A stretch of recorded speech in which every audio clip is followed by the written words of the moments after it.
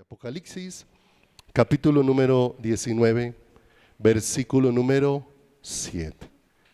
Pronto aparecerá el deseado de las naciones. Y Dios está haciendo una obra extraordinaria en su iglesia, en su pueblo, en tu corazón y en el mío. Nosotros somos barro en las manos del alfarero. Y lo que el alfarero está obrando es preparando su iglesia, preparando su novia, preparando un pueblo para él, que es hechura suya. La iglesia no es hechura de hombre, no lo pierdas de vista. La iglesia no es diseño de hombre. La iglesia solamente puede ser diseño de Dios y la iglesia solamente puede ser preparada por Dios. Por eso dice la iglesia que la palabra de Dios que tenemos este tesoro en vasos de barro, ¿cierto? ¿Quiénes son esos vasos de barro? Nosotros. ¿Quién es ese tesoro incalculable? Cristo, ¿cierto? Es maravilloso poder ver el pensamiento de Dios. Eso asombra el corazón. Solo Dios podía idear que una vasija de barro como somos nosotros pudiera contener a un ser tan glorioso como es Él. Mis amados, esto maravilla el corazón. Por eso no se trata de una vida siguiendo reglas y mandatos de hombre. Se trata de una vida de comunión con el Señor, donde cada día Dios va abriendo nuestro entendimiento y va ensanchando nuestro corazón para que podamos disfrutar de esta grandeza de Dios, de la grandeza maravillosa de que fuimos escogidos por Dios y que ese deseo es habitar en nosotros, que el deseo de Dios es habitar en mí. Eso es extraordinario. Eso derrite el corazón. O sea, como dijo el salmista, ¿quién es el hombre para que te acuerdes de él? Y el Hijo del hombre para que tengas de él memoria. Dice Apocalipsis capítulo 19, 7, hemos abordado en las últimas semanas, gocémonos y alegrémonos y démosle gloria, porque han llegado las bodas de él. Cordero, y su esposa se ha preparado. La palabra de Dios también dice en Mateo que será predicado este evangelio del reino a todas las naciones y entonces vendrá el fin, ¿cierto? Y no podemos perder de vista algo extraordinario, porque no podemos pensar ahí en el fin como en el momento donde todo se acaba, porque ahí fin no tiene que ver con donde todo terminó, sino ahí fin tiene que ver con finalidad. O sea, será predicado este evangelio del reino y entonces se cumplirá todo el deseo del corazón de Dios. Será el fin de la injusticia en este mundo. Será el fin del pecado. Será el fin de la maldad. Será el fin de todo el gobierno humano separado de Dios. Pero mis amados, llega el momento donde se cumple el propósito y el deseo del corazón de Dios. Génesis empieza de una manera extraordinaria. La historia de Dios con una pareja, Adán y Eva, con dos seres humanos. Y allí el Señor empieza realizando una boda. Pero Apocalipsis, mis amados, si Génesis es extraordinario, Apocalipsis es glorioso. Génesis empieza con dos personas viviendo una historia con Dios. Y Apocalipsis termina con millones de personas de toda lengua, tribu y nación viviendo una historia con Dios. Y termina con un matrimonio. Ya no es el matrimonio de dos, sino el matrimonio de Dios con una multitud de millones y millones lavados por la sangre del Cordero. ¿Y sabe qué es lo más hermoso? Que Dios ha dispuesto que en esa historia estemos tú y yo, en la historia de Dios con Él. Y eso es lo que estamos viviendo. Eso es ser creyentes. Ser cristiano es alguien que está viviendo una historia con Dios, una historia con su Creador, una historia con su amado. No es alguien que simplemente está leyendo al Jesús de la Biblia y al Jesús de la historia. No, ser creyente es ser uno que está viviendo una historia con su Creador. Y a eso nos trajo el Señor, una historia donde cada día estamos creciendo en el conocimiento de quién es nuestro Salvador. Y dice, y su esposa se ha preparado. Y se ha preparado, y la Escritura dice que lo que más necesitamos en este tiempo es oír ¿a quién? Al Señor. ¿Y dónde Dios dispuso que lo oyéramos? A través de su palabra. Pero no es a través de su palabra leída, sino a través de su palabra oída de sus labios.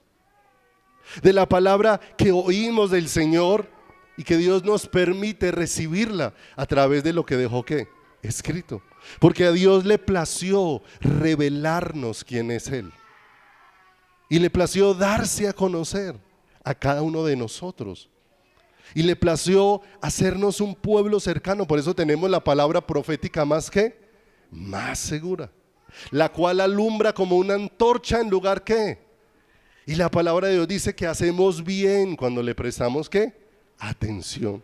Cuando estamos atentos a todo lo que Dios puede irnos diciendo. Por eso necesitamos cada día clamar: Señor, danos espíritu de sabiduría y de revelación, en el conocimiento tuyo, en el conocimiento del corazón de Dios. Por eso necesariamente debemos acercarnos a Dios con un corazón que no esté predispuesto. No olvidemos que la vida religiosa comprende la forma en que el hombre ha decidido acercarse a Dios. Y muchas veces hemos tomado la forma del hombre para acercarnos a Dios. Y muchas veces la forma del hombre hace ciego y sordo al ser humano. Porque el ser humano se enceguece y se ensordece con los métodos del hombre. Y muchas veces defendemos más los métodos del hombre que el plan maravilloso de ¿quién? Que el plan maravilloso de Dios. Y no olvidemos, mis ovejas oyen ¿qué? Segundo, mis ovejas conocen. Y aparece un tercer aspecto allá en Juan 10 y dice, y no oirán a un extraño. Fíjese lo hermoso, no es solamente conocer la voz, no es solamente oír la voz, sino que también el conocer al Señor nos va a llevar a que no vamos a escuchar a un extraño. Porque aún la palabra de Dios dice que en los postreros días vendrán espíritus engañadores, ¿cierto? Para tratar de desviar ¿el qué?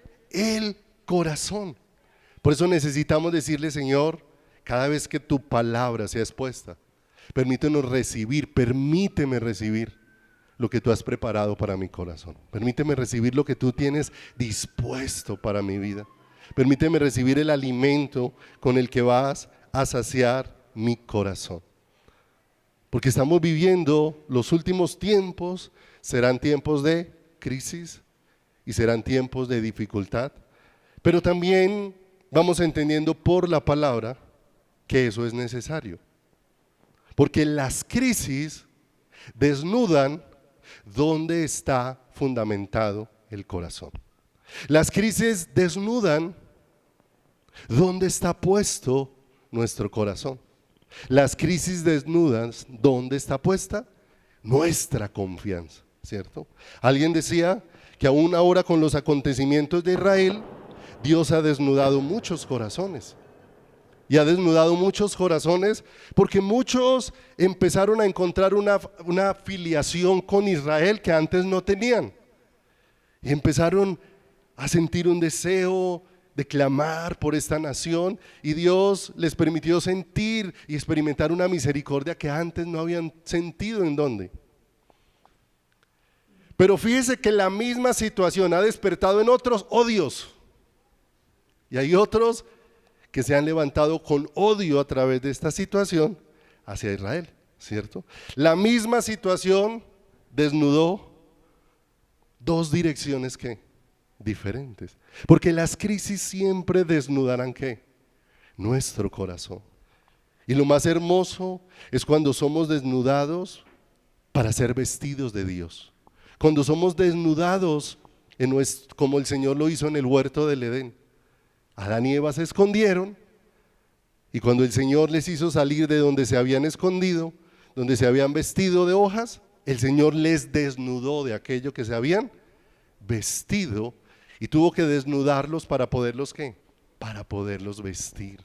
Dios tantas veces tiene que desnudar la condición de nuestro corazón para poder llevarnos a apreciar lo glorioso de la salvación que Él ha provisto para nuestras vidas.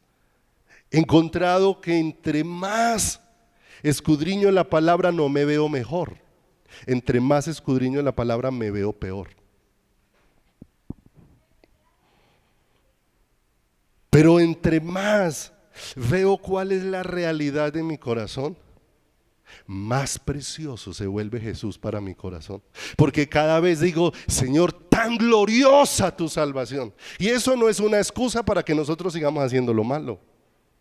Pero cada vez que Dios desnuda lo perverso y lo engañoso que es el corazón humano, cada vez eso nos da luz, Señor, cuán glorioso es que nos hayas provisto un Salvador. Cuán glorioso es que hayas provisto a Jesucristo para rescatar cada una de nuestras vidas, para rescatar cada uno de nuestros corazones. Por eso hay muchas situaciones, no solamente externas, sino situaciones personales que han venido desnudando el ¿qué? El corazón nuestro. Y lo van desnudando para que nosotros no nos vayamos en la dirección equivocada.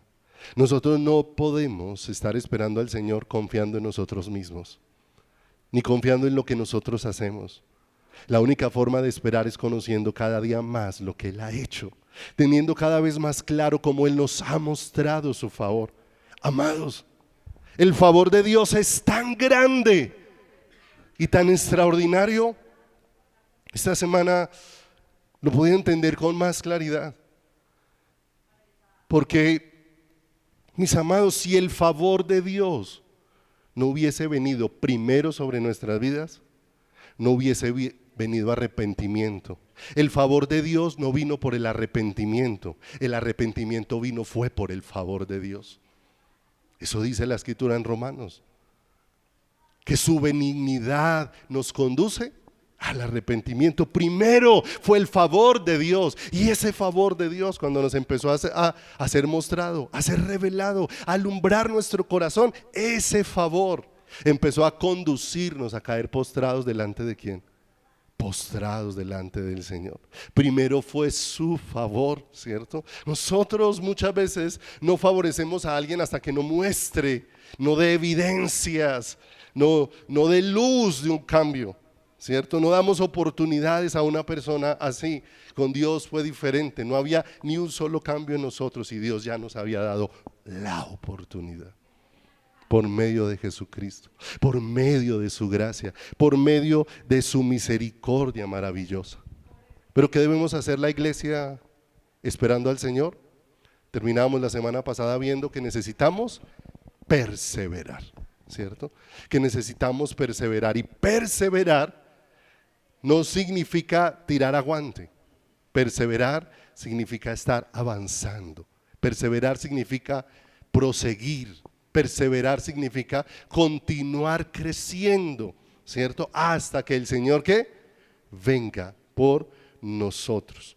Mateo capítulo 24, versículo número 12. Recordemos allí cómo el Señor ha advertido lo que nosotros estamos viendo con tanta claridad, tan hermoso. Lo que Dios de manera anticipada nos dejó ver, ¿cierto? Por eso la palabra de Dios dice que no nos sorprendamos cuando hayan diversas pruebas. ¿Sobre quién? Sobre nuestra vida. ¿Por qué no debemos sorprendernos? Porque ya todo estaba advertido, ¿dónde? en la palabra de Dios. Entonces, más que sorprenderme, yo lo que necesito es conocer qué es lo que Dios quiere conmigo en medio de todo eso que va probando el corazón. Y que va probando el corazón es que lo va purificando, que lo va haciendo libre, que lo va perfeccionando. Alguna vez les compartía que alguien estaba afinando plata. Cuando la plata está siendo pulida o la plata está siendo purificada, la llaman en los términos de técnicos afinar la plata. Y alguien que estaba mirando al que metía la plata en el horno veía que la sacaba del horno y la miraba y decía todavía no está, y volvía y la metía en el horno. La sacaba y la miraba y decía todavía no está, y la metía en el horno. Y alguien que le estaba viendo se preguntaba cómo hace para saber a solo ojo que la plata no está, si eso está hirviendo a una temperatura muy alta. Y le preguntó al hornero, ¿cómo sabes cuando la plata ya está lista? El hornero le respondió, sencillo, cuando yo la saque y vea todo mi reflejo ahí, está lista. ¿Sí o no? Entonces lo que el hornero hacía era que la sacaba y se miraba, como se veía borroso, le falta. La sacaba y se veía borroso, le falta. ¿Cuándo la iba a sacar? Cuando ya él se viera de una manera nítida. Y por eso la palabra de Dios dice que nosotros viendo la gloria de Dios como en un espejo, somos transformados de gloria en gloria, de victoria en victoria por la acción del Espíritu Santo. ¿En quién? En nuestras vidas, que nos está conformando a esa preciosa y gloriosa imagen. Mateo 24:12 dice, y por haberse multiplicado la maldad. Eso nos recuerda, hoy estamos viviendo en tiempos donde me llamó la atención ver algo que un escritor no cristiano puso en un libro, porque él llama a ese libro que nosotros estamos viviendo el tiempo de la posverdad. Y me llamó la atención ese término. Y ese hombre, no siendo cristiano, decía que estamos viviendo la posverdad porque estamos viviendo el tiempo donde la verdad quedó atrás y donde ahora cada uno define su propia verdad, ¿cierto? Y la iglesia no podemos ser parte de eso que se mueve en el mundo. La verdad de Dios es para siempre. La verdad de Dios es absoluta. Lo que nosotros entendemos de la verdad de Dios es parcial. Tenemos acercamientos, tenemos luces, tenemos claridad de algunas cosas, pero la verdad de Dios es ¿qué? Es absoluta, y cuando Dios la va alumbrando a nuestro corazón, va transformando nuestras vidas. No olvide, la letra no produce nada, pero la palabra revelada siempre producirá transformación en el corazón humano. Y en eso podremos ir dándonos cuenta qué está pasando con la palabra que estoy aprendiendo, con lo que estoy recibiendo. ¿Es letra o Dios está revelando a mi corazón a través de lo que me está enseñando? Porque ciertamente la palabra, cuando se va revelando, va quebrando lo que yo soy, pero va transformando mi vida a la gloriosa imagen de Jesucristo. Y eso se hace necesario en nuestras vidas. Y por haberse, dice el verso número 12, multiplicado la maldad, veíamos la semana anterior, el amor de muchos se enfriará, ¿cierto? O sea que muchos se van a ¿qué? A enfriar, pero que en medio de esta mala noticia hay una buena noticia. La buena noticia es que no todos se van a ¿qué? A enfriar. El amor de todos no se va a apagar. Y ahí es donde nosotros necesitamos entender, porque Dios nos llama ¿a qué? A perseverar. Y veíamos cómo en Levítico el Señor encendió el fuego y cómo le dijo al sacerdote cuál era su responsabilidad. Cada mañana tenía que poner leña para que el fuego no se apagara. Y Dios no simplemente quería algo medio encendido, sino que dijo que el altar ardería, ¿cierto? Está hablando de algo intenso que empezaría a pasar dentro del corazón, amado, y no podemos perder este tiempo. Este será un tiempo donde Dios va a ir marcando nuestros corazones con más intensidad en la búsqueda de Él. Porque la iglesia que está a la espera del Señor es una iglesia que está creciendo en intensidad en su corazón de deseo por Dios. Es lo que Dios está produciendo ¿en qué? En esa iglesia, ¿cierto? Uno ve que cuando alguien, todos los que han tenido la oportunidad de estar enamorados, ¿cierto? Entre más se acerca el día de la boda, ¿cierto? Más expectativa, ¿sí o no? Más el corazón está latiendo más, todo está enfocado en torno de ese ¿qué? En torno de ese encuentro, ¿cierto? Entonces por eso, para nosotros, aunque la palabra de Dios dice que vendrán guerras, rumores de guerras, pestilencias, terremotos, todos estos cambios climáticos, ¿cierto? Como el que se han venido viviendo, cosas que afuera están anunciando con mucha claridad, Cristo viene, ¿cierto? Aún, no sé si hace unos días, muchos pudieron escuchar la noticia de lo que pasó en Acapulco, México, ¿cierto? Como es una ciudad similar a Cartagena, pero quedó devastada por un huracán, ¿cierto? La sorpresa de lo que aconteció allí es que por primera vez en la historia ocurrió algo inesperado. Siempre los científicos han hecho un seguimiento, hay como un centro que es como el centro, no recuerdo el nombre, que es el que mantiene pendiente de los huracanes. Eso es como un centro en los Estados Unidos, ¿cierto? Y le hacen seguimiento a esas tormentas que se van levantando y van creciendo y les van dando categoría a los huracanes de acuerdo a la intensidad, a la fuerza de los vientos, ¿sí? Pero siempre habían tenido en su histórico que los huracanes empezaban como tormentas tropicales y mientras permanecían en el mar iban creciendo hasta convertirse en huracanes, pero que ese huracán cuando tocaba tierra empezaba a perder fuerza y se iba convirtiendo en una tormenta tropical. Por primera vez en la historia acontece lo contrario. Hasta, por decir, esta mañana a las 6 de la mañana se iba acercando una tormenta tropical a Acapulco, México. Y cuando tocó tierra, por primera vez cambió la norma. Cuando debiera debilitarse, tocó tierra y cogió fuerza, y tocando tierra se volvió huracán. Y eso enloqueció la sabiduría de los que pueden analizar todas las cosas, ¿cierto?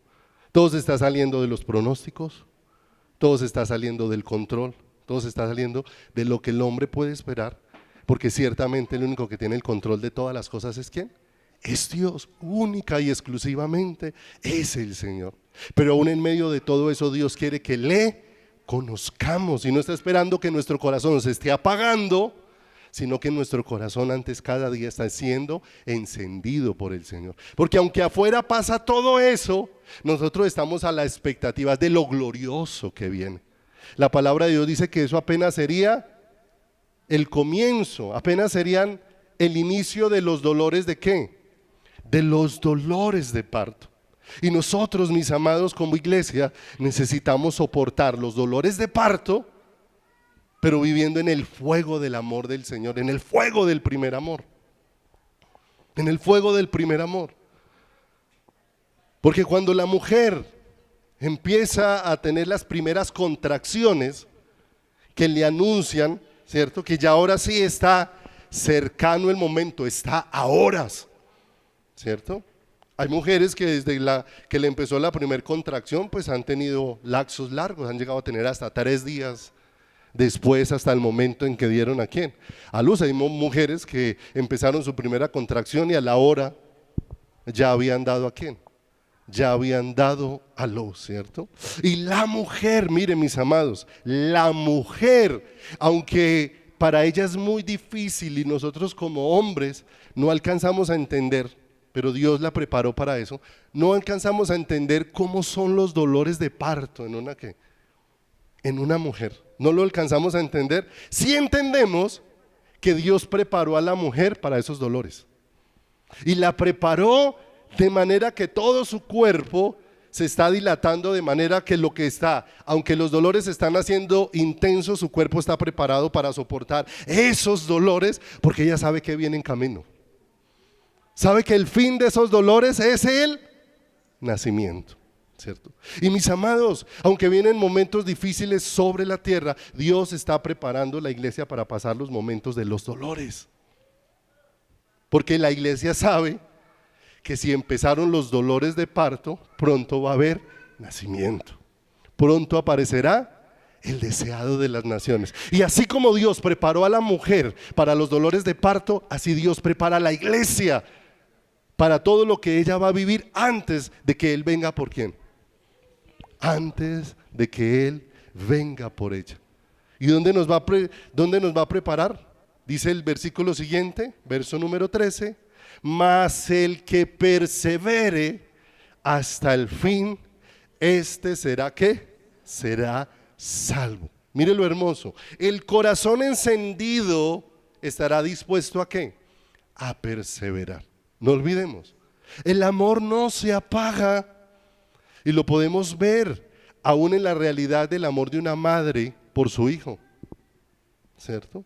Alguna vez hablaba con alguien que me expresaba sus dudas frente al amor de ¿quién? De Dios hacia ella. Y las dudas del amor de Dios hacia ella porque estaba pasando situaciones difíciles, muy difíciles. Y Dios me permitió compartirle algo que fue un regalo para ella y para mi corazón. Porque en eso llegó su hijo, y su hijo venía de jugar fútbol y se había lesionado y venía con una pierna súper hinchada y lo traían casi cargado. Y cuando entraron a su hijo, ¿cierto? Dios me permitió esperar que lo atendieran y todo eso y poderle explicar a ella. ¿Cuánto ama más usted a su hijo? ¿Cuando está bien jugando fútbol y haciendo goles? ¿O cuando está lesionado? Entonces ella me miró y dijo, lo amo igual. Simplemente que cuando está jugando fútbol está riendo y cuando está lesionado está llorando. Y exactamente nos pasa lo mismo. Muchas veces Dios nos permite momentos buenos y ahí está Dios con nosotros. Abraham Isaías dice que en todo sufrimiento de ellos, Él se dolió también ¿en quién? En su corazón, ¿cierto? ¿Sabe qué es lo más hermoso de la palabra?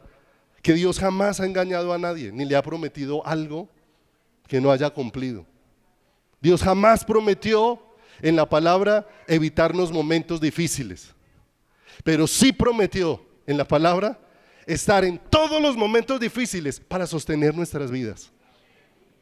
Eso sí lo prometió. Y podemos tener la seguridad de nuestro corazón, que en los momentos de abundancia Él está ahí.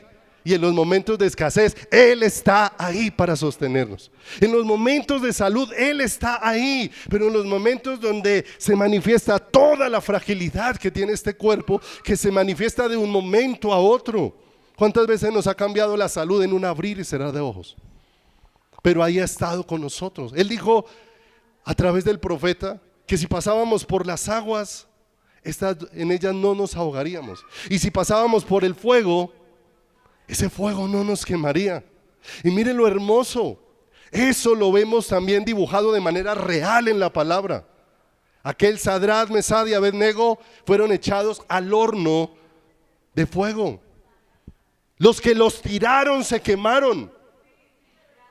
Pero mire lo hermoso, el Señor no evitó que los echaran al horno de fuego, pero el Señor estuvo dentro del horno de fuego con ellos. Pablo pasó muchos naufragios. Por allá hay uno donde dice que duraron muchísimos días sin ver el sol. Ya habían perdido la esperanza aún de vivir. Y una mañana Pablo se levantó para hablarle a toda la tripulación. Y le dijo: esta noche ha estado el ángel del Señor conmigo. Y me ha dicho que este barquito se perderá. Pero que ninguno de los que está aquí con vida se va a morir. Llegaron a un lugar donde dice que era de 2 aguas y el barquito encalló y las 2 aguas lo golpearon. Y aún había mucha gente que ni siquiera sabía nadar allí. Pero después, cuando estuvieron en la playa, contaron a todos y se había cumplido lo que el Señor había dicho. Mis amados, porque cielo y tierra pasarán, pero sus palabras no pasarán. ¿Y a dónde nos está llevando el Señor? No a poner la confianza en las circunstancias. Las circunstancias van, las circunstancias vienen, las circunstancias pasan. Hace 2 noches cayó tremendo vendaval, ¿cierto?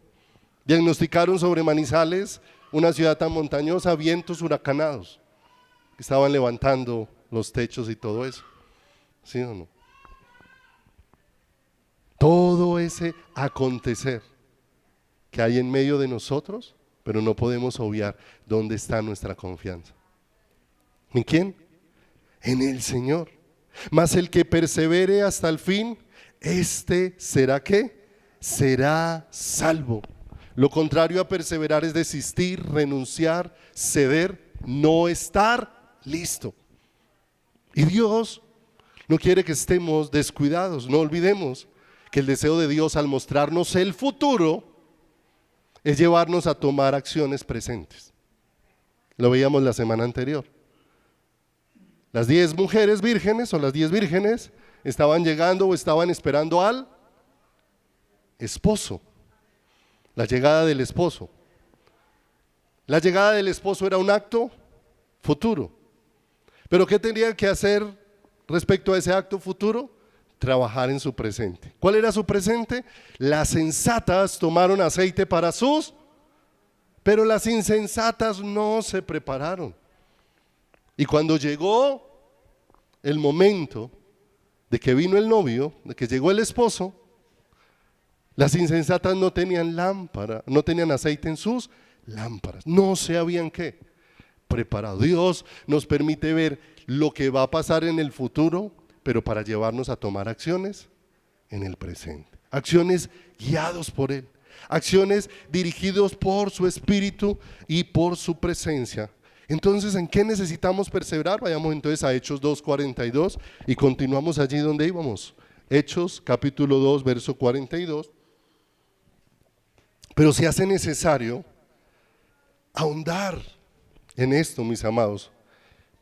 Hechos 2:42 dice: y perseveraban en la doctrina de los apóstoles, en la comunión unos con otros, en el partimiento del pan y en las oraciones.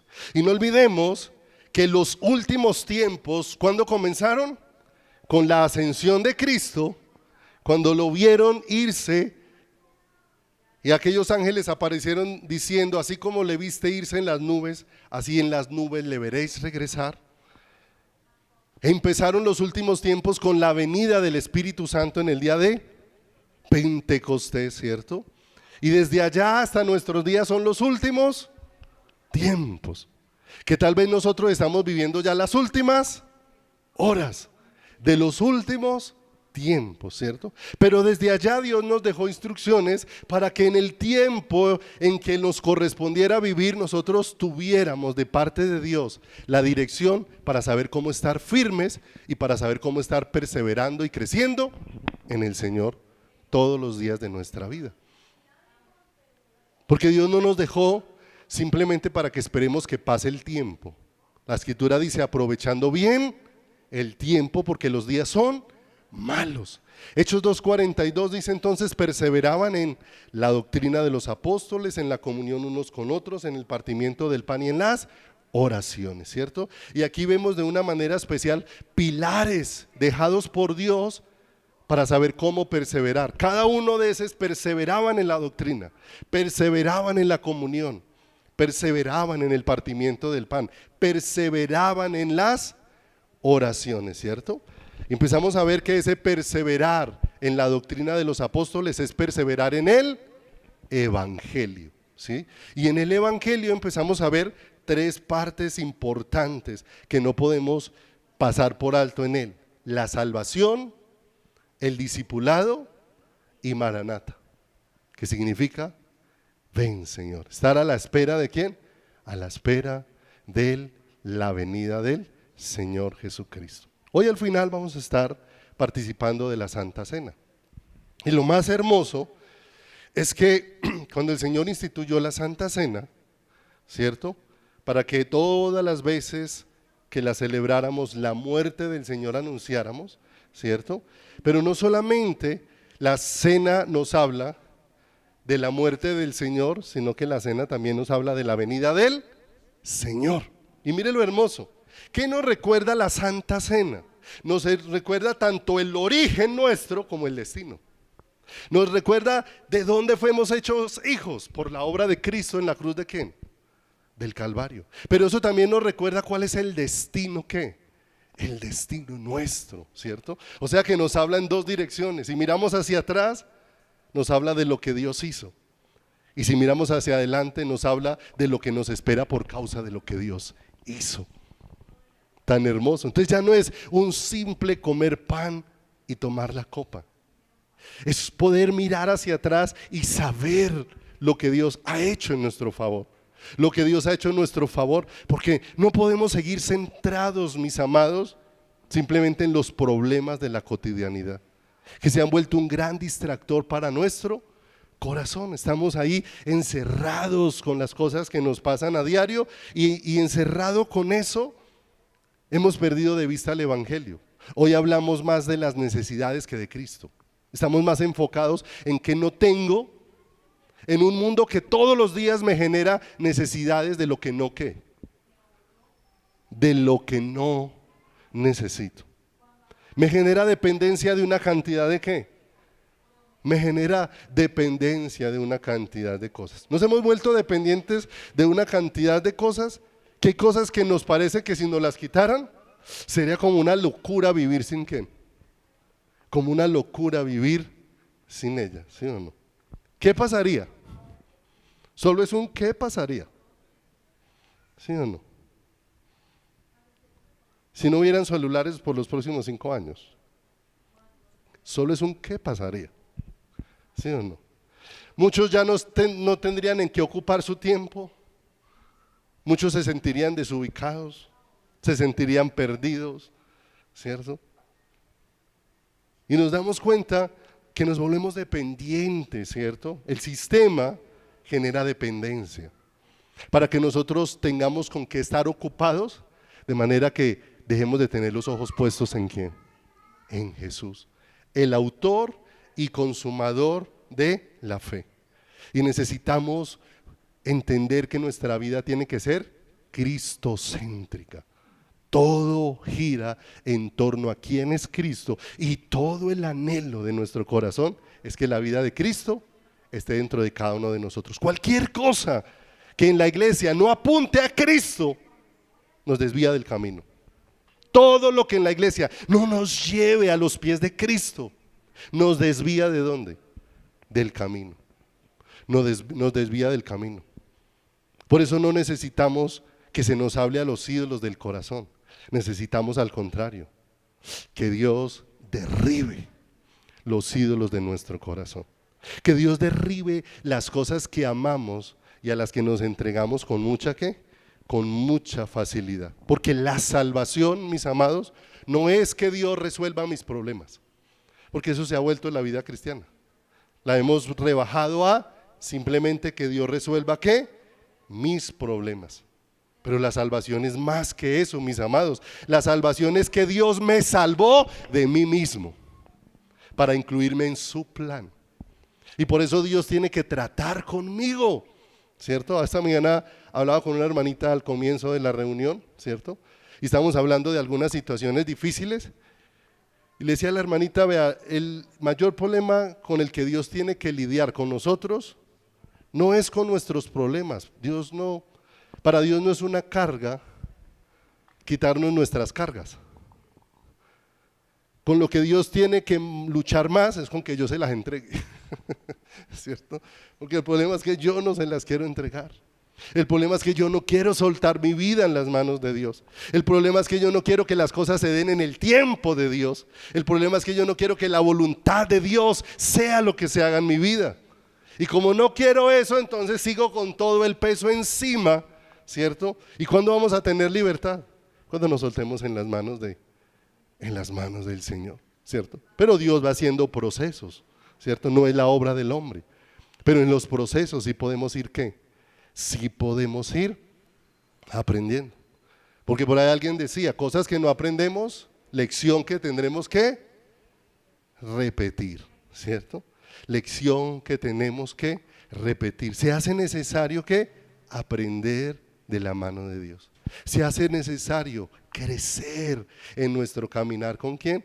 Con el Señor, para no estar dando vueltas siempre en las mismas cosas, para no estar dando vueltas. La tendencia nuestra es esa, enredarnos a dar vueltas siempre en las mismas cosas. El deseo de Dios es sacarnos de dar vueltas en el mismo lugar para introducirnos en lo que Él quiere, hasta que nuestros afanes dejen de ser qué comer, qué vestir, qué hacer, qué comprar, qué no comprar, qué estrenar o qué no estrenar, y nuestro afán se convierta cómo Él va a llenar mi copa, cómo Él va a hacer que yo esté rebosando de quién, de Él y de su maravillosa presencia. Salvación es que Él mate mi carne y eso no nos gusta, ¿cierto? Nos gusta la salvación en términos de prosperidad, no nos gusta la salvación en términos de trato, ¿cierto? Nos gusta esa salvación que nos provee o nos promete cosas, ¿cierto? Que muchas veces Dios no nos quiere dar precisamente porque son las que nos mantienen ¿qué? Cautivos, ¿sí o no? Muchos han querido ser salvos para que Dios les dé las riquezas que no tuvieron en ¿dónde? En el mundo, ¿cierto? Y muchas veces Dios no nos las va a dar porque no nos quiere llevar ¿a qué? A cautividad, ¿sí o no? Dios nos quiere llevar a ser un pueblo que tenga su contentamiento en Él. Mire lo hermoso. ¿Cuánto tenemos que llegar a madurar en nuestra vida cristiana? Porque la Escritura dice, contentos, ¿sí o no? No está diciendo conformes, está diciendo contentos con lo que tenéis ahora, ¿sí o no? Que si tienes que comer y tienes que vestirte, y si teniendo que comer y que vestir, en una relación profunda con Dios, ¿qué más te hace falta? Y aquí yo estoy ¿con quién? Con vosotros, ¿sí o no? Lo que pasa es que ahí no es que lo que me llena sea lo que como, lo que vista, sino lo que me llena es quién es Él. Esa es la realidad de quién, de la vida. Y hacia allá Dios nos está dirigiendo con todo lo que está haciendo. La salvación es que Dios nos conformará a su imagen y nos conformará a su semejanza. Y no solamente nos conformará en eso, sino que Él habitará en nosotros. Y no solamente habitará en nosotros, sino que Él nos ha incluido como colaboradores en su plan. Y eso es hermoso, porque no solamente ver todo lo que Dios ha hecho por mí, sino ver que Dios quiere seguir haciendo en las vidas de otros, hacer su obra en mí y a través de la obra que está haciendo en mí, hacer una obra en la vida de quién, en la vida de otros, ¿sí o no? ¿Sabe por qué va uno entendiendo? La palabra de Dios dice, sed misericordiosos como vuestro Padre Celestial es, ¿sí o no? Y para ser misericordiosos, ¿sabes qué necesitamos? Trato del Señor en nuestro corazón. Trato del Señor en nuestro corazón, ¿sí o no? Muchas veces con alguien que ha estado enfermo y manifiesta sus dolencias, hemos sido toscos y duros. Y Dios nos permitió sentirnos enfermos para poder experimentar en carne propia esa condición. De manera que la próxima vez ya uno no está ahí con un dedo, ni con desprecio, ni con altivez tratando de pisotear al otro, sino más bien entendiendo una situación y más bien ayudando al otro para poderle decir cómo la misericordia de Dios es la que nos puede sacar de esa condición, ¿cierto? porque por lo demás, ¿cierto? No, nunca olvido, y eso siempre me ha llevado a tener mucho respeto por Dios, y lo he compartido.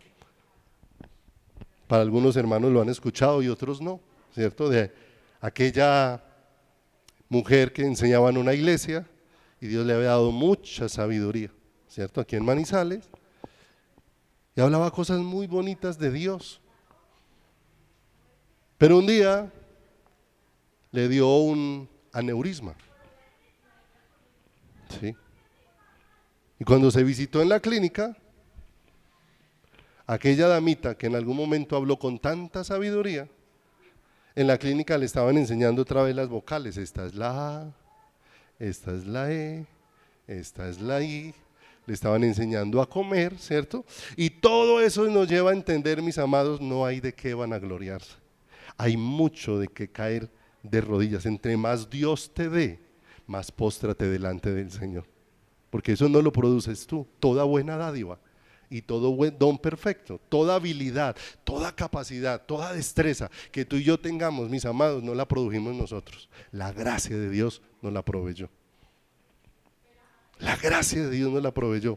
Pero muchas veces necesitamos tener un trato porque a veces no lo hemos asimilado en nuestro corazón y por eso nos volvemos muy toscos frente a las demás frente a las demás personas. Y uno se da cuenta lo duro que uno puede llegar a ser en el corazón. Porque muchas veces pierde uno de vista que esa habilidad que Dios te dio es para que expreses el amor de Dios y le ayudes a otro con esa habilidad a ese otro que no la tiene. ¿Pero qué hacemos nosotros? ¿Sí o no? Muchas veces despreciamos y pensamos que entonces el otro es bruto. Porque como yo sí aprendí y él no aprendió. No, mi amado, usted aprendió porque la gracia de Dios lo capacitó. Y lo capacitó para que ahora muestres misericordia a esa otra persona. Y le muestres amor aún con la habilidad que Dios con la habilidad que Dios te dio. Y eso es hermoso porque aterriza ¿qué? Nuestro corazón. Segunda de Corintios 5:17. Acompáñenme allí. Segunda de Corintios capítulo 5 verso 17.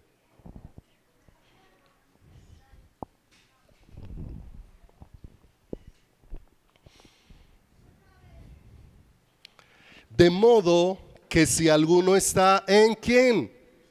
Nueva criatura es. Las cosas viejas pasaron, he aquí todas son hechas nuevas. Pero no nos podemos quedar ahí. Siga el versículo que sigue. Porque dice de dónde provienen todas las cosas nuevas. Y todo esto proviene no de su capacidad, no de su inteligencia, no de sus habilidades. De manera que no nos llenemos de soberbia, ¿cierto? No olvidemos. ¿Cuánto le costó a Dios bajar a Nabucodonosor de la nube en que andaba? Asomado por una ventana diciendo: esta es la gran Babilonia que he construido para la gloria de mi majestad, con la fuerza de mí. Y en aquella hora el Señor le dijo: no es así, ¿cierto? Y el rey quedó convertido en un ¿qué? ¿De qué le servían las vestiduras de rey? ¿Sí o no? Hasta que el Señor le devolvió la razón. El Señor tuvo misericordia. Hasta que me fue de vuelta mi razón y levanté la mirada al cielo y reconocí que no, yo no construí nada. Fue Dios el que estaba obrando de una manera que especial. Que Dios es el que pone reyes y quita, y que Dios puede humillar al que se llena de ¿qué? Al que se llena de altivez dentro de su corazón.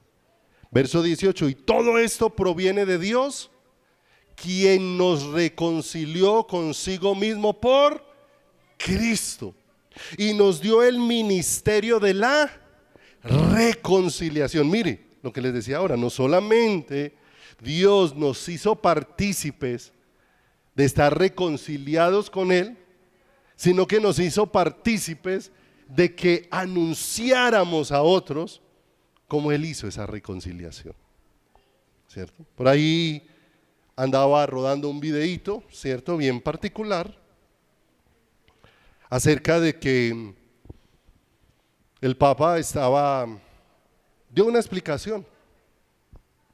No sé qué pregunta le hicieron porque no aparecía en el videíto que me compartieron, pero la respuesta que él está diciendo es que es imposible saber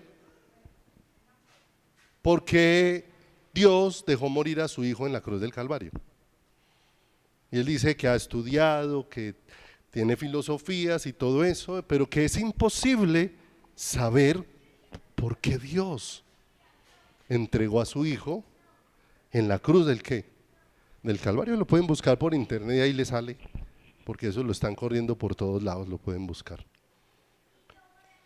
Pero fíjese que muchas veces el asunto no es que este hombre lo sepa, el asunto es que muchas veces los que nos decimos ser cristianos tampoco lo sabemos. Tampoco lo tenemos ¿qué? Tampoco lo tenemos claro, porque aquí dice, Dios nos estaba reconciliando consigo mismo por Cristo y nos dio el ministerio de la reconciliación. Que Dios estaba en Cristo reconciliando consigo ¿a quién? Al mundo. ¿En qué lugar? En el monte Calvario. No tomándoles en cuenta a los hombres sus pecados, ¿cierto? Nos lo hizo saber, pero ahora eso que Dios desea que conozcamos, desea que nosotros también lo demos a conocer. Eso es un misterio, porque a Dios le plació involucrarnos de esa manera. Pertenece a la soberanía de Dios. Y dice acá, y nos encargó a nosotros la palabra de la reconciliación, así que somos embajadores de Cristo, como si Dios rogase por medio de nosotros, os rogamos en nombre de Cristo, reconciliaos con Dios. ¿Sí, no? Entonces fíjese lo hermoso, la iglesia es un pueblo que ha sido reconciliado. La salvación es reconciliación. ¿Con quién? Con Dios. Alguien dijo lo siguiente, dijo, la iglesia no puede ser considerada como un hospital. ¿Por qué no puede ser considerada como un hospital? Mis amados, porque nadie quiere vivir en un hospital. Vaya usted a un hospital. ¿Y cuál es el anhelo de todos los que están en el hospital? ¿Cuándo les dan de alta para irse para la casa? Ellos no están soñando con quedarse en ¿a dónde? Ahí. Y nosotros creemos y confiamos, muchos de nosotros hemos sido participantes de la mano sanadora de Dios. ¿Sobre quién? Sobre nuestras vidas. Pero si nosotros vemos como la iglesia como un hospital, solamente vendremos cuando estemos enfermos y apenas estemos sanos nos iremos. No tendremos razón por qué quedarnos. Pero mis amados, la iglesia no es un hospital, la iglesia es una familia. Es una familia. Una familia escogida por Dios. Una esposa que está siendo preparada para el hijo. Y una casa que ha sido dispuesta para el Espíritu de Dios. De manera que venimos y si estamos enfermos, el Dios Todopoderoso que levantó a Lázaro de entre los muertos, tiene el poder de sanarnos o tiene el poder de fortalecernos para soportar si decide no sanarnos. Pero cuando la razón por la que somos parte de la iglesia es que Él es nuestro Padre y que lo que tenemos en común es un Padre, entonces en pos de Él no nos dejaremos de ¿qué? No nos dejaremos de reunir de una manera muy especial todos los días en nuestro corazón y en nuestra vida. Apocalipsis capítulo número 3, verso 1. Es muy importante esto,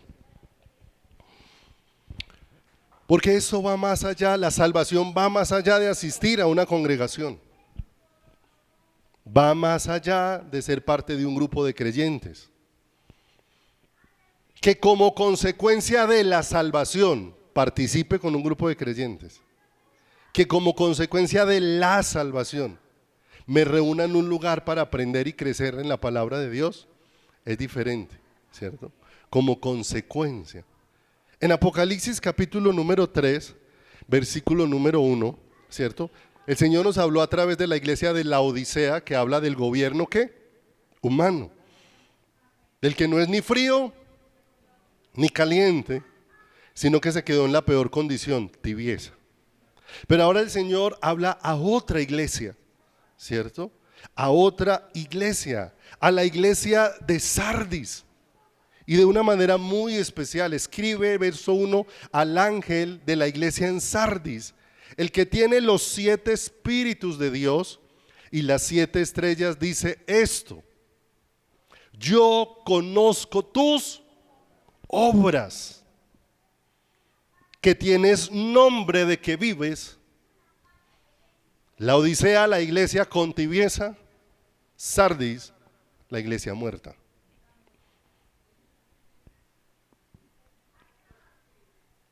Y le está diciendo el Señor que conoce las obras, no de lo que hace la gente del mundo, sino que conoce las obras de la gente que va a una iglesia. Conozco que lees la Biblia, conozco que oras, conozco que cantas canciones cristianas, conozco que escuchas prédicas, conozco que das tus diezmos y tus ofrendas, conozco que asistes a un lugar de reunión. Pero el Señor a ese que tiene un poco de prácticas, porque no son las prácticas las que nos proveen la vida. Y esta iglesia se había enfocado en que lo que hacía era lo que le daba vida. Mis amados, lo que nos da vida no es lo que nosotros hacemos, lo que nos da vida es lo que Él es. Yo conozco tus obras, tienes nombre de que vives y estás ¿qué? Y estás muerto. Y es una referencia, un señalamiento que no nos gustaría a nosotros. Identificarnos como alguien que está ahí sentado, pero que la vida de Cristo no está en quién, no está en Él. Ahora, lo más hermoso es que si Dios le está hablando a esa iglesia, es precisamente porque Dios le está mostrando su favor, porque Dios le está mostrando su gracia, porque Dios le está mostrando ¿qué? Su misericordia. El mensaje a todas las iglesias es un mensaje universal, para todas las iglesias. Porque dentro de una misma congregación puede haber gente tibia, pero en la misma congregación puede haber gente sin la vida de ¿quién? Sin la vida de Dios. Porque no es el mundo de las leyes, es el mundo de la vida de Dios. Las leyes no producen vida. Aún respecto de la ley de Dios, la Escritura dice que la ley de Dios nos muestra lo que Dios demanda, pero la ley de Dios no nos puede proveer lo que Dios ¿qué? Lo que Dios pide. Y es santa, y la ley es santa, y la ley es pura, y la ley es perfecta, pero no provee, ¿cierto? Mis amados, porque la vida solo la puede dar el que está vivo. Y el que está vivo solamente es el Señor Jesucristo. La vida solamente puede provenir de quien está vivo. Para otra de las iglesias Él le dice: el que estuvo muerto y resucité. El principio y el fin de ¿qué? De todas las cosas. Entonces esa iglesia que está perseverando en la salvación es una iglesia que tiene que entender que la vida no lo producen las actividades, la vida la produce solamente una persona. Y esa persona solamente es ¿qué? Cristo. Porque muchas veces nuestras actividades se han vuelto la forma de acallar nuestra conciencia, de querernos sentir tranquilos y que ya le cumplimos a Dios simplemente porque participamos de una actividad. Ah, ya fui al culto, ya estoy tranquilo. No, mi amado, el culto, cuando tienes la vida de Dios y Dios trae su palabra en medio de una reunión, cuando tienes la vida de Dios, la palabra de Dios, de una manera más especial te va a llevar a crecer más en esa vida. Pero si quieres hacer de la actividad y el ceremonial lo que te va a ayudar a crecer, es imposible. Porque solamente la vida la provee ¿quién? Solamente la vida la provee Dios. ¿Qué le dijo el Señor a un hombre como Nicodemo? Que le era necesario nacer ¿de quién? Y era un hombre que practicaba, era uno de los principales. El Señor le dice, tú siendo maestro ¿de quién? De Israel, ¿cierto? El que no nace del agua y del espíritu. ¿Y qué es nacer del agua y del espíritu? El espíritu es el único que puede traer la palabra viva del Señor. El Señor Jesús dijo, las palabras que yo os he hablado son espíritu y son vida. Solamente el espíritu puede proveer la vida de la palabra que va siendo revelada. El agua es una figura en la Biblia de la palabra. De manera que no estamos hablando simplemente de lecturas bíblicas. Nos conformamos. Mira, no estoy en contra de que sigas, hay hermanos que siguen lea la Biblia en un año. Entonces tienen un folletico donde hoy leen Mateo tal, tal, y al otro día leen tal, tal, tal. Bueno, está bien. El asunto, mis amados, es que muchas veces eso se queda en eso, en simplemente cumplir una rutina. Y lo que nosotros necesitamos no es seguir cumpliendo más rutinas. Lo que nosotros necesitamos es oír al Señor en nuestro corazón. A ese Nicodemo, el Señor empezó a hablarle de algo muy hermoso. Porque Él le dice, os es necesario nacer de lo alto. En la versión Reina Valera dice nacer de nuevo. Él preguntó, ¿volverá el hombre al vientre de su madre siendo viejo? Y el Señor le preguntó, ¿tú siendo maestro de Israel no sabes las cosas básicas? Y más adelante el Señor le dice, porque así como la serpiente fue levantada en el desierto, así es necesario que el Hijo del Hombre también sea ¿qué? Levantado. Y para ese Nicodemo era una historia conocida. Al ser maestro de Israel, el Señor estaba recordando cuando en las rebeliones de Israel Dios les envió serpientes ardientes que los picaban y el pueblo estaba ¿qué? Muriendo. Clamaron al Señor y el Señor le dijo a Moisés, levántate una serpiente de bronce y ponla, y todo el que salga y la mire, ¿será qué? Será sano. Y todo el que salga y la mire, será sano. Y es como un asunto bien particular. Porque el tener que levantar una serpiente, pero es que es algo hermoso que desde la antigüedad Dios estaba revelando, mis amados. Porque en la antigüedad, una de las cosas que hacían los reyes, salían de su pueblo e iban a otros lugares a conquistar. Y cuando un rey llegaba a otro lugar y conquistaba un nuevo reino, para traer evidencias de su conquista a su pueblo, ese rey una vez vencía al otro rey, lo despojaba de su ropa y se las vestía. Si él llegaba vestido de las ropas del rey que venció, había un testimonio de que la única forma de tener la ropa del enemigo era haberlo vencido, ¿cierto? Y aquella serpiente de bronce era una evidencia de que allá donde Jesús iba a ser levantado, Jesús iba a exhibir públicamente las vestiduras de Satanás. Eso dice la Escritura, que allá Él tomó el acta que nos acusaba y exhibió públicamente a las potestades. Allá se puso el vestido de aquel a que Él venció, para que nosotros que no estuvimos allá presente cuando viéramos la historia, pudiéramos ver la evidencia de que ese rey fue vencido, para que ahora nosotros seamos un pueblo. ¿Para quién? Seamos un pueblo para Dios. Vamos a terminar con esto, por favor. Vaya conmigo a Génesis capítulo número 1, verso 3.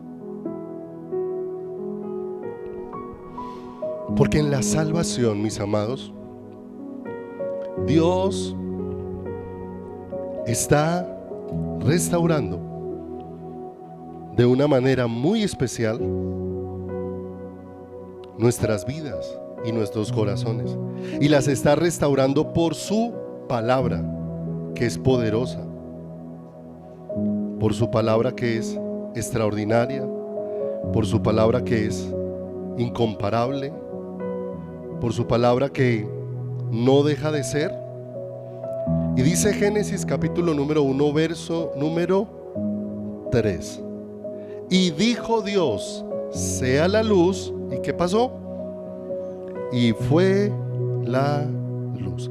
Dijo Dios, sea la luz, y fue la luz.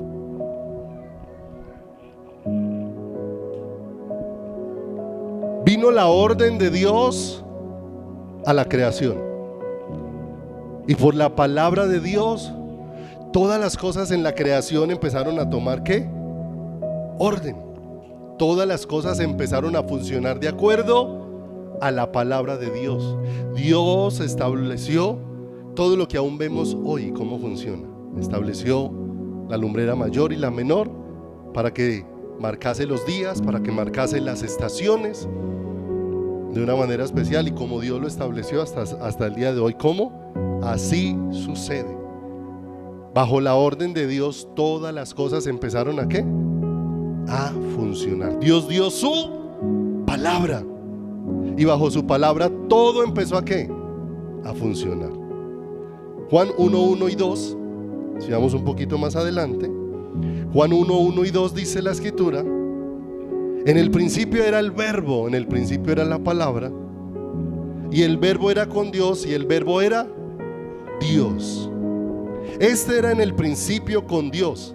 Y ahora dice en el verso número 3: ¿quién fue el que trajo a la realidad todas las cosas? Cristo, la palabra viva. Dice ahí, todas las cosas por Él fueron, y sin Él nada de lo que ha sido hecho fue ¿qué? Hecho, ¿cierto? De manera que está hablando de todo lo que Él es, de todo lo que Él es. De manera que cuando nos devolvemos, nosotros nos vamos a dar cuenta de algo bien hermoso. Solamente vamos a dejar la introducción de lo que vamos a seguir estudiando, y es que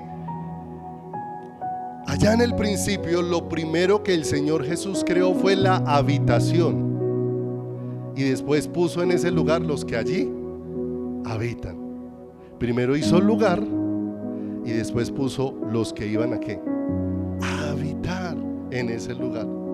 Preparó el lugar, después puso al hombre en ese huerto, ¿sí o no? Pero fíjese lo hermoso: Dios no quería que lo que Él hizo se limitara al huerto. El huerto era donde Dios quería dejarlo grabado en el hombre, para que después eso corriera sobre toda la faz de la tierra. Y eso se va a cumplir, porque la palabra de Dios dice en Habacuc que la tierra va a ser llena del conocimiento de la gloria del Señor, como las aguas cubren la ¿qué? Como las aguas cubren la mar. Y dice que Dios puso en el huerto del Edén al hombre para que lo labrase y lo guardase. Y es muy especial, porque casi siempre la idea que uno tiene de labrar y de guardar, ¿sí?, es solo trabajo. Y me llamó mucho la atención porque hay dos palabras que se utilizan ahí originalmente. Se utiliza para labrar la palabra abad, y para guardar la palabra chamar. Abad es la palabra servicio, trabajo, y es la misma palabra que se utiliza para adoración. Chamar es la otra palabra que se utiliza para guardar, para hacer guardia, para ser centinela o para ser un intercesor. De manera que el Señor, el trabajo que le dio a Adán y a Eva en el huerto del Edén fue más que ser jardineros en el huerto del Edén. Lo que les dio en el huerto del Edén fue un trabajo sacerdotal, porque este abad y chamar eran las dos mismas cosas que hacían los sacerdotes cuando entraban en el tabernáculo.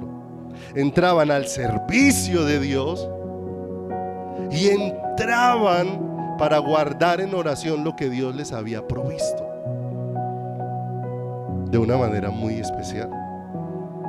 Y nosotros vemos al Señor cumpliendo todo esto cuando tomó todo el sacerdocio.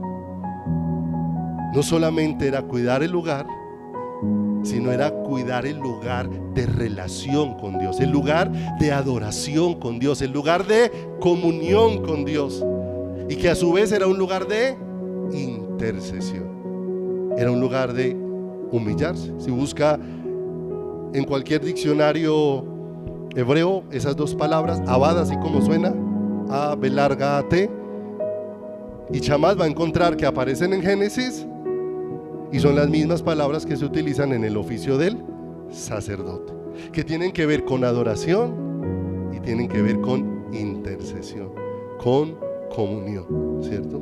Por eso vemos cómo Jesús vino a hacer el oficio sacerdotal que el hombre abortó en el huerto del Edén.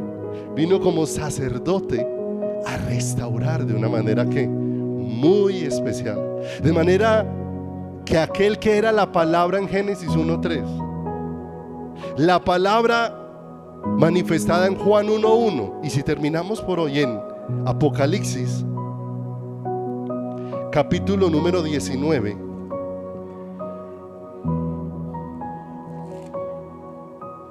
Apocalipsis capítulo número 19,